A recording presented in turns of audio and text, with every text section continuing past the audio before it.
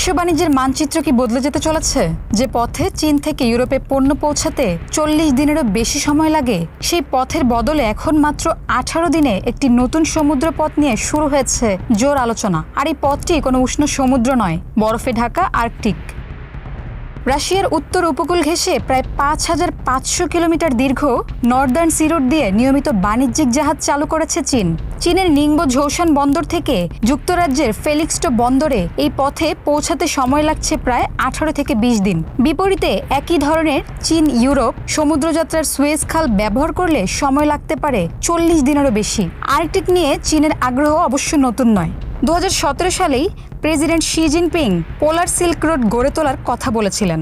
Ukraine যুদ্ধের পর Russia চীন সম্পর্ক ঘনিষ্ঠ হওয়ায় সে আগ্রহ আরও বেড়েছে। সময়ের হিসাবে আর্কটিক রুটের বড় সুবিধা রয়েছে, কিন্তু এখানেই শেষ নয়। নর্দার্ন সি রুটের বড় অংশ রাশিয়ার নিয়ন্ত্রণাধীন এলাকায়। বরফ, কঠিন আবহাওয়া, সীমিত উদ্ধার ব্যবস্থা এবং পরিচালনা ব্যয়ের কারণেই এই পথে নিয়মিত জাহাজ চলাচল এখন চ্যালেঞ্জিং। তার উপর তেল ছড়িয়ে পড়লে আর্কটিকের পরিবেশে ভয়াবহ ক্ষতির আশঙ্কা রয়েছে।